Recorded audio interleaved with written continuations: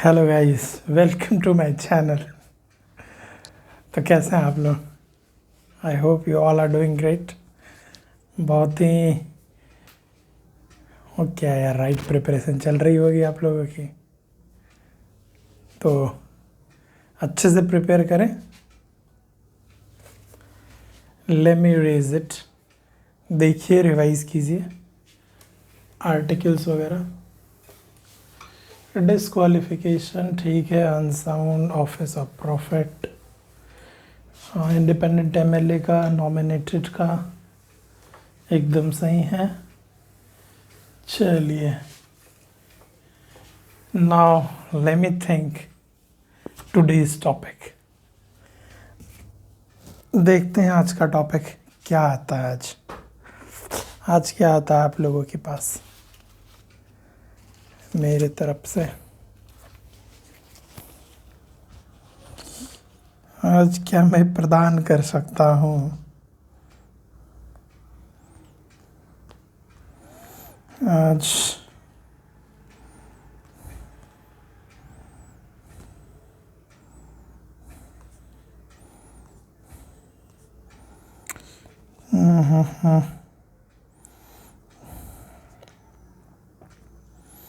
क्या रखें यार, ऐसे ही रैंडम कुछ भी।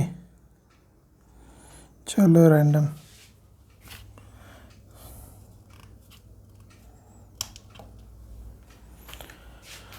सो ये बताओ कि oil zapper, what is this oil zapper? Oil zapper is nothing but oil eating bacteria. ऐसा बैक्टीरिया जो कि ऑयल को ईट कर रहा है, ऑयल को ब्रेक डाउन कर रहा है। सो इसका एप्लीकेशन क्या होगा बताओ? जहाँ भी ऑयल स्पिलेज, जहाँ भी ऑयल स्पिल्स वगैरह हो रहा है, तो उसके रेमेडी के लिए हम इसको यूज़ कर सकते हैं एज ए रेमेडी। इसीलिए इसको क्या बोलते हैं मुझे पता है? It's a technique of bio remediation. और ये देखो, बैक्टीरिया है तो ये इको फ्रेंडली टेक्निक है। Eco friendly bio remediation technique which generally cleans up the oil spills caused by any you can say कि जब स्पिल हो जाता है ऑयल का, जब भी आप ऑयल डिग करते हो, क्रूड ऑयल मेराइन से, समुद्र से निकालते हैं, या फिर कहीं भी ऑयल स्पिलिंग होता है, तो इस बैक्टीरिया का यूज़ करते हैं। इतना मतलब समझ लो, ठीक है? ऑयली स्लज, ऑयल स्पिल्स के लिए इसको यूज़ करते हैं। बायो रेमेडिएशन टेक्निक है, इको फ्रेंडली है। ऑयल जैपर।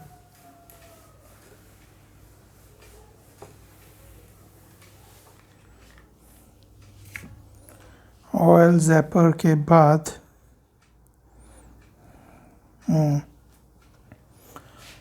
यू नो दैट कि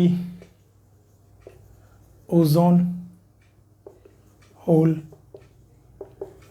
इन अंटार्कटिक रीजन, अंटार्कटिक रीजन में ओजोन होल के बारे में यू हैव स्टडीड कि concern in Antarctic region, what is the concern regarding ozone hole? So कुछ ओजोन डिप्लीटिंग सब्सटेंसेस होते हैं, जैसे क्लोरोफ्लोरोकार्बन्स। ये क्या है? Ozone depleting substance. है ना? कहाँ कहाँ मिलता है आपको पता होगा? रेफ्रिजरेंट वगैरह में यूज़ करते हैं इसको, एरोसॉल्स बनाने सब में यूज़ करते हैं। अगर प्लास्टिक फोम जो बनाते हैं हम लोग, उसमें भी इसका यूज़ होता है, क्लोरोफ्लोरोकार्बन्स का। तो अंटार्कटिक रीजन में यू हैव स्टडीड कि वहाँ पर पोलर स्ट्रेटोस्फेरिक क्लाउड्स होता है। क्या होता है? यू सी कि वहाँ पर पोलर स्ट्रेटोस्फेरिक क्लाउड्स होता है। वो पोलर स्ट्रेटोस्फेरिक क्लाउड्स आपको क्लोरोफ्लोरोकार्बन्स का जब इनफ्लो होता है वहाँ पर अंटार्कटिक रीजन में, तो इस क्लाउड के प्रेजेंस की वजह से ये इससे रिएक्ट करता है। There are few steps in the reaction which is not necessary for our use. ये इससे रिएक्ट करता है, तो जो ओजोन है वहाँ पर अंटार्कटिक रीजन में वो आपको ब्रेक डाउन हो जाता है, ठीक है। तो ओजोन का ब्रेक डाउन होना, ओजोन लेयर का डिप्लीटिंग होना, डिप्लीशन होना, थिनिंग होना, ये ओजोन होल कहलाता है। ये ओजोन का लेयर है, ठीक है। इसका थिनिंग हो जाना यहाँ पर, ओजोन लेयर अब ऐसे हो गया, देख रहे हो, थिन हो गया, तो ये ओजोन होल कहलाता है। ये नहीं कि ये ओजोन है बीच में होल बन गया, वैसा कुछ नहीं। Thinning of the ozone layer is called ozone hole. तो वहाँ पर जो पोलर स्ट्रेटोस्फेरिक क्लाउड्स है उसकी वजह से और CFC की वजह से आपस में रिएक्ट करता है, नाइट्रिक एसिड वगैरह सब रहता है, तो इस तरीके से ओजोन ख़त्म होता है। तो ये याद रखना कि presence of polar stratospheric clouds in the Antarctic region and inflow of this will finally cause what? Ozone hole in Antarctic region। तो ये एक कारण है इसके पीछे का।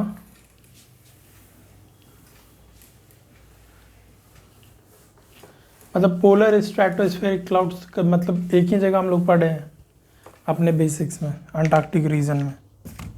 और कहाँ पढ़े हैं बताओ? तो अपने आप ही रिलेट हो जाता है वो। अच्छा, एक छोटा सा चीज़ कि लीड पेंसिल जो होता है ना, उसमें लीड नहीं पाया जाता भाई, वो ग्रेफाइट पाया जाता है। उसमें क्या पाया जाता है? ग्रेफाइट। तो लीड नहीं पाया जाता लीड पेंसिल में, ग्रेफाइट पाया जाता है। वो हम लोग पढ़े ना, ग्रेफाइट का बना होता है पेंसिल से जो लिखते हैं हम लोग, ठीक है। तो लीड नहीं होता उसमें, ग्रेफाइट होता है, ध्यान रखना।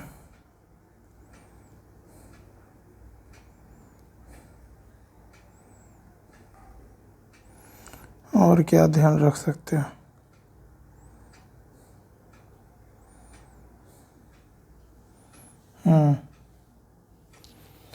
ये बताओ कि वाटर पॉल्यूटेंट्स के रूप में क्या क्या देखे हो अभी तक तुम लोग?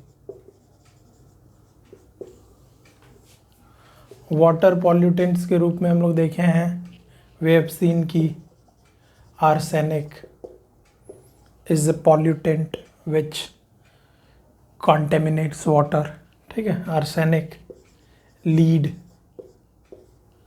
और बताओ मरकरी, ये सब पानी में देखे होंगे। अभी न्यूज़ में भी है नाइट्रिक ऑक्साइड्स वगैरह, ठीक है, नाइट्रोजन का कंपाउंड्स, और यूरेनियम। ये भी ध्यान रखना कि यूरेनियम भी वाटर पॉल्यूटेंट है, यूरेनियम सब वाटर पॉल्यूटेंट्स है, ठीक है। और एक है कि दूसरा चीज़ बता रहा, समथिंग एल्स, एस्पार्टम, सॉर्बिटॉल, ये सब आपको क्या है? आर्टिफिशियल स्वीटनर्स, ठीक है। स्पार्टम, सॉर्बिटॉल, ये सब क्या है? Artificial sweeteners. Aspartame, sorbitols, these are artificial sweeteners. Aspartame के बारे में तो कि स्पार्टम की खासियत देखो कि भाई ये several times sweeter than natural sugar, काफ़ी ज़्यादा स्वीट है ये, सेवरल टाइम्स स्वीटर देन जो आपका टेबल शुगर है उससे ज़्यादा, बहुत ज़्यादा। इवन आफ्टर दैट इसमें लो कैलोरी होता है, ठीक है, low calorie than table sugar. उससे काफ़ी ज़्यादा मीठा भी है टेबल शुगर जो हम लोग खाते हैं, शुगर केन वाला, और कैलोरी भी कम है और स्वीटनर भी ज़्यादा है एस्पार्टम, ठीक है, ध्यान रखना इसे।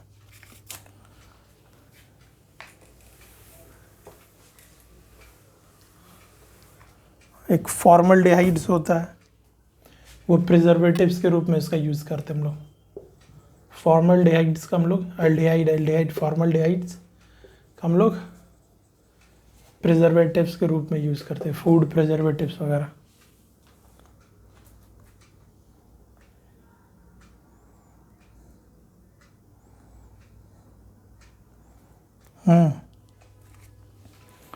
अच्छा, एक चीज़ और,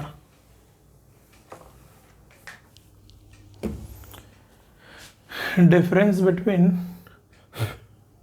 particulate matter 2.5 and particulate matter 10, size का अंतर है दोनों में। क्या है? साइज का अंतर है।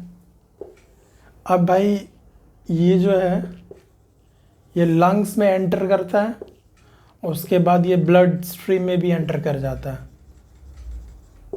ठीक है, लंग्स में एंटर करेगा, फिर लंग्स के थ्रू वो फिर अपने ब्लड स्ट्रीम में भी एंटर कर जाता है, जो कि काफ़ी छोटा है 2.5। PM10 जो है ये लंग्स में तो एंटर कर जाता है, लेकिन ब्लड स्ट्रीम में एंटर नहीं कर पाता है। तो डिफरेंस है, चूँकि साइज इसका बड़ा, it's bigger in size, its diameter is 10 micrometre, may be micrometre एक ही क्या देख लेना। ठीक है, ये ब्लड स्ट्रीम एंटर करता ही नहीं कर पाता, तो ये चीज़ ध्यान रखना। और PM2.5 का क्या है कि इसका जो एनुअल कितना इसका, यू कैन से कि volume present in the air is acceptable. Annually ये तुमको एनुअल एक दिन में 15 microgram per metre cube is acceptable, इतना हो सकता है। सॉरी यार, एनुअल नहीं, डेली। ठीक है, ये डेली का है, डेली का ज़्यादा होगा ना, एनुअल का कम होगा, ये याद रखना। एनुअल 5 मिलीग्राम, माइक्रोग्राम, मिली नहीं भाई, microgram per metre cube, 5, it is 5 annually 5 milligram microgram, 5 microgram per metre cube, इसका 15 microgram per metre cube. This is the range up to which it can be acceptable. कितना रह सकता है, उससे ज़्यादा नहीं। किसके लिए बता रहा हूँ? PM2.5 के लिए। अब देखो ना, एनुअल है तो जैसे टाइम पीरियड बढ़ेगा तो रेंज कम करना होगा ना, तो इन्वर्स ना कर दे, ये दोनों का आपस में ध्यान रखना।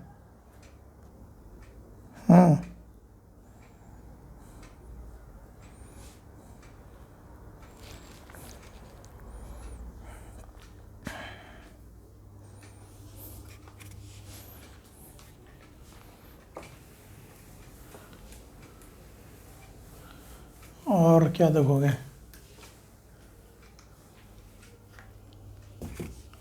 अब ये बताओ कि रिवर है, रिवर बेड से सैंड माइनिंग कर रहे हो। ठीक है, रिवर बेड है से सैंड माइनिंग कर रहे हो, तो जब तुम सैंड माइनिंग करोगे तो इसका कॉन्सिक्वेंसेस क्या क्या हो सकता है? इसका कॉन्सिक्वेंसेस क्या क्या हो सकता है बताओ तो। इसका सैलिनिटी बढ़ेगा कि घटेगा? बताओ, सोच कर बताओ, सैलिनिटी बढ़ेगा कि घटेगा? ग्राउंड वाटर जो है, ग्राउंड वाटर क्या वो तुमको क्लीन होगा कि पॉल्यूट होगा? बताओ सोच कर। इसी ग्राउंड वाटर का, टेबल वाटर का, इसी ग्राउंड वाटर टेबल वाटर एक ही बात है, इसका लेवल बढ़ेगा कि घटेगा? ये 3 क्वेश्चन है आपके पास। What are the consequences for the sand mining happening in the river bed? River bed में आप सेडिमेंटेशन को हटा रहे हो, तो सैलिनिटी बढ़ेगा कि घटेगा? ग्राउंड वाटर क्लीन होगा कि पॉल्यूट होगा? टेबल वाटर, ग्राउंड वाटर का लेवल बढ़ेगा कि घटेगा? सैंड को जब तुम हटाओगे रिवर बेड से, तो अंदर को जो ग्राउंड वाटर है उसको तो आप पॉल्यूट कर रहे हो ना, तो क्लीन नहीं होगा, वो पॉल्यूट होगा। ठीक है, अगर थोड़ा सा सोचोगे भी तो समझ में आएगा। लेवल, अब ग्राउंड वाटर, बालू, सैंड, बालू पानी को एब्जॉर्ब करके रख रहा है वो, तो आप बालू हटा दे रहे हो तो ऑब्वियसली थोड़ा सा ग्राउंड वाटर का लेवल नीचे ही गिरेगा, लेवल डाउन होगा। ठीक है, ठीक है। और बालू का काम देखते हो ना, फिल्ट्रेशन में, बालू का यूज़ फिल्ट्रेशन में भी होता है। किसी चीज़ को फिल्टर करना है तो बालू के थ्रू भी फिल्ट्रेशन होता है। तो बालू को तुम हटा रहे हो, सैंड माइनिंग कर रहे हो, तो क्लीनिंग नहीं ना हो रहा भाई, तुम पॉल्यूट कर रहे हो। अब वो तुम उसको पॉल्यूट कर रहे हो, हटा रहे हो। तो बालू से फिल्ट्रेशन होता है, क्लीन वाटर तब रहता है, लेकिन हटा रहे हो, माइनिंग कर रहे हो तो वो पॉल्यूट करेगा। सिंपल टर्म में समझो, बस ज़्यादा कॉम्प्लिकेट मत करो। सैलिनिटी का सोचो। अरे भाई रिवर है, अब मान के चल सिंपल से बात सोचो कि तुम बन गए डीएम, ठीक है, और कोई वहाँ पर सैंड माफिया आया आपके पास। ये लास्ट टॉपिक है। सैंड माफिया आपके पास आया और वो सैंड माइनिंग कर रहा, आपसे बोल रहा है क्या कि तुम बोल रहे कि क्या कर रहे हो, बोला सैंड माइनिंग कर रहा है, तुम बोल रहे कि गलत बात है मत करो सैंड माइनिंग। तो वो बोल रहा है सैंड माफिया ज़रूरी है, करना चाहिए, सैलिनिटी बढ़ता है। नहीं, सैलिनिटी कम होता है। सैंड माफिया बोल रहा है कि सैलिनिटी कम होता है, इससे सैलिनिटी कम होता है, करना चाहिए। तो आप सोचो, सैलिनिटी कम होता है, करना चाहिए, कहने का मतलब मूर्ख बनाने की कोशिश कर रहा है। कैसे वो लॉजिक देगा? वो देखो, सैलिनिटी कम, रिवर है, रिवर फ्रेश वाटर, रिवर है फ्रेश वाटर, तो फ्रेश वाटर सैलिनिटी कम, तो कम होता है। तो भाई आप डीएम हो तो आपको पता होना चाहिए ना, कि आपको मूर्ख बना के वरना निकल जाए। सैलिनिटी एक्चुअली में बढ़ जाता है। रिवर है, अब कैसे इसको याद रखोगे? देखो भाई रिवर है, रिवर में क्या होता है बताओ? फ्रेश वाटर होता है ना भाई, ठीक है, फ्रेश वाटर। तो रिवर फ्रेश वाटर मतलब क्या? सैलिनिटी इसका कम है, सैलिनिटी इसका ऑलरेडी कम है। तुम अगर बालू हटाओगे उससे, उसके बेड से, तो उसका सैलिनिटी और कम हो जाएगा क्या?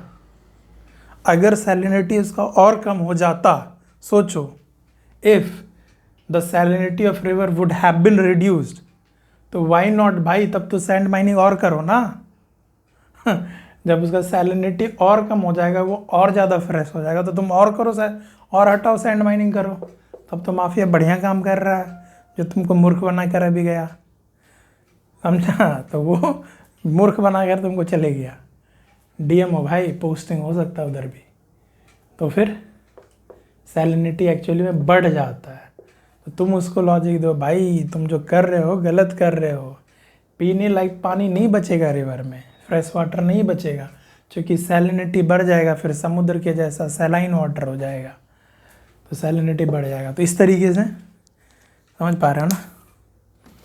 अब साइंटिफिक इस केस में जाओगे, सैलिनिटी बढ़ता है घटता है, कैसे बढ़ता है घटता है, उतना दिमाग लगाओगे तो बस हो गया। इतना सब कहानी से इसको समझ के समझो कि ऑब्वियसली भाई फ्रेश वाटर है, सैलिनिटी ऑब्वियसली उसका कम रहता है, सैंड माइनिंग से सैलिनिटी बढ़ता होगा, तब ना सैंड माइनिंग को मना किया जा रहा है, घटता तो और करने बोलता ना भाई, ठीक है? तो आई होप आपको समझ में आया होगा। आप लिंक कर पा रहे होगे कि नहीं कर पा रहे होगे, कुछ बताओ। चलिए ठीक है, कल मिलते हैं। आज के लिए अलविदा, ta-ta, bye bye, love you all, thank you, जय हिंद, जय भारत।